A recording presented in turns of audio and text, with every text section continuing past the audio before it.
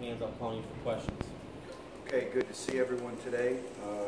Give you, as we always do on Wednesdays, kind of a status update of our football team right now. Out for this game, we Marcus Tatum, Brett Kendrick, and Josh Smith.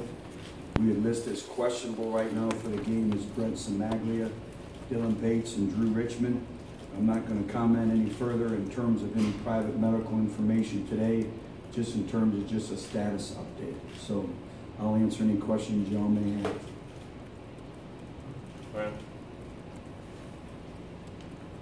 Butch, obviously with everything that's out there, did you or anyone on your staff knowingly play an injured player in the football game Saturday night?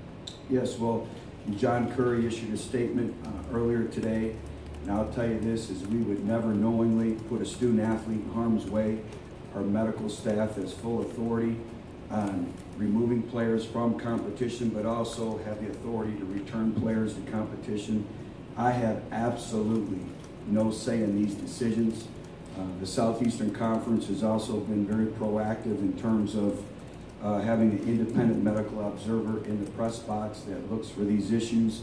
And also the officiating crew also has full authority to be able to remove an individual from competition if they see that. Austin? To follow up on that, Butch, was the SEC contacted, was the person at the game contacted to see if he noticed anything?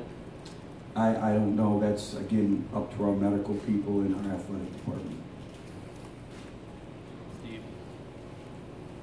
And so nobody, obviously the SEC had somebody up there, nobody contacted you, or did anyone ever contact you to tell you anything was going on? Again, everything goes through our medical staff. I have no say in those decisions, but right now I believe nobody had contacted them. Jimmy? Which update on John Kelly and Will Ignont, will they play? Yes, they'll be available for the game, both of them.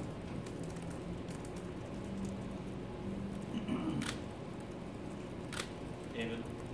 Butch, just, I know you've been asked a lot about injuries as a whole over the last 2 seasons, but especially now with the situation your line is in, I mean, what's just been like over these last 2 years in dealing with the injuries? It's obviously been a great challenge, and I've been proud of our players. I think the way, they've responded, and it kind of comes into, next man up, next individual in. And we've had some players step up in those roles, and we're going to obviously need that for the rest of the season. We're going to need that big time Saturday night in Neyland. But usually it runs in patterns, and it really, the last 2 years, the bizarre thing, it hasn't. It's been all different kinds of injuries. And one thing though, it's hit a couple of position groups this year, and obviously the offensive line has been one of them. With that group coming into the season, did you feel like you had depth there? And is it, I guess, surprising that that's the group that seems to be so thin right now? Yeah. They've worked very, very hard. We felt that was probably the most complete depth we had in our football program, and you know what? It's one of those years where it's greatly affected that position group, and again, just proud of the players for continuing to work their way through it, and whether it's in recovery and rehab at 7 a.m. in the morning or next individual stepping up. All right, Mike and Ryan. You mentioned Tatum and Kendrick being out. Who are some other linemen that can play offensive tackle? You lost Chance Hall before the season started. Right. Devontae Brooks will be an individual who's repped at offensive tackle all season long, and has gained valuable repetitions and has really shown great progress. Ryan Johnson gives us some flexibility at that position as well. Trey Smith gives us flexibility, whether it's inside or outside. Ryan? Yeah, just to follow up on that, is Trey Smith worked to tackle much throughout the season? I know you're working there some in the spring, and how do you feel about Devontae Brooks' development? What have you seen from him so far to maybe put him in this position? Devontae's a very cerebral player. He's very smart. He retains information very quickly. He plays a very, very good pad level. So the valuable repetitions he's gained, I think, will serve him in moving forward. And Trey is an individual that has practice tackle, like you just mentioned, in spring football, but also through the course of the season as well. Danny? Coach, I know you announced that he was transferring. Was there any thought whatsoever of Benzo Bulwer coming back to this team? No. Austin. Butch, can you speak on the wide receivers and their effort Saturday night? Maybe, do you think the most complete game of the season for that group? Yeah, I thought they made progress, and it was great to see Josh Palmer step up and make a big play, a very difficult catch on the sideline, but also generate 2 pass interference penalties. Brandon Johnson did some good things. I was excited about Tyler Bird as well. Marquez Callaway continues to prove that entire group, and I would say that's probably, with the injury situation, not only the offensive line, but it's greatly affected us at the receiver position as well. But I thought those individuals continue to get better and better, and it probably was their best game of the year. Steve. With Brett, when he did leave the game in the last minute, did he take himself out of the game? What are the circumstances that caused him to leave the game for his last few plays? And can you confirm at least that it's a head injury with him? Again, I'm just going to refer back to the statement of John Curry and what I've said previously. Boomer. But procedurally, how does that work, and how does the communication with the SEC observers make its way to the coaching staff and eventually make its way to you in the event that that would happen? The medical observer will buzz the official down on the field, and then they will remove the player from competition. Again, the coach has no direct communication with anything like that. Jimmy. In terms of Southern Miss, they've used 2 different quarterbacks. Yeah. Would you talk about the differences of those 2 quarterbacks? There are some differences, but a lot of similarities as well. I think both quarterbacks challenge you in the throw game. They like to push the ball down the field. Obviously, one quarterback runs a little bit more than the other, but I've been impressed with both, and they have great players around them. I think the running back is a really, really talented running back. Has over 800 yards rushing right now, and then you look at the length of their wide receiver core. They're all 6'2" or above, and they do a great job of spreading the ball around, and they challenge you schematically. That's the thing with this football team, is they challenge you schematically in all 3 phases. So they're going to have to make you play fast. We're going to have to line up, make our calls, and get ready to go. Jesse, then Vince.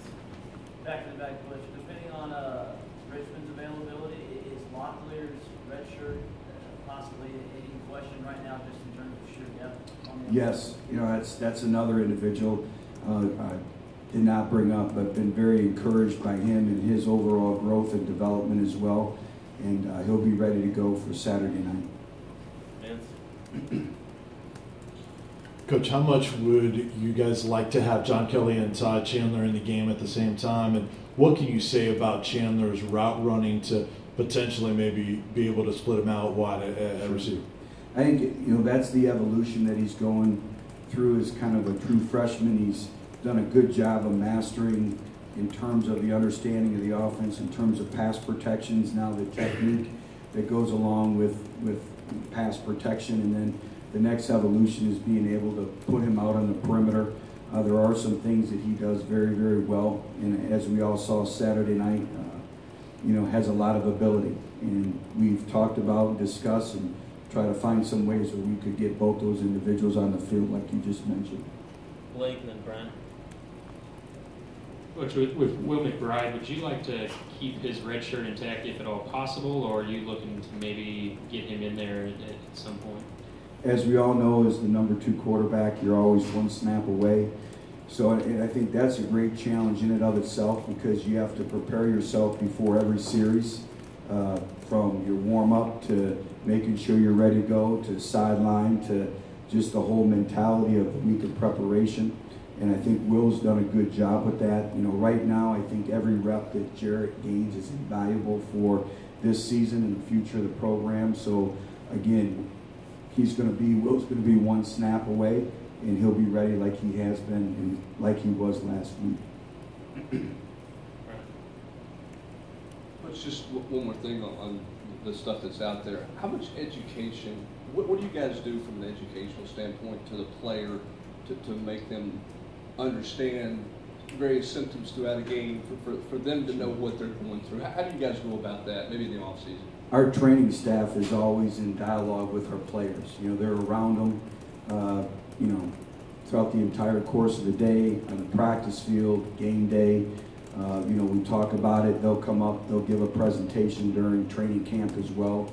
But it's constant dialogue, but it's sometimes, like I said, it's in individual settings, it's in the training room, so it's constantly discussed. And it's a great topic, and I'm a father of 3. I understand my sons play football or do play football, and I understand that, and we take this matter very seriously.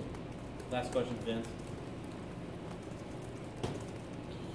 Back to McBride. What if Jared Garantano's helmet comes off and he has to come off the field? Is that worth putting McBride in, or do you have another plan in case that happens?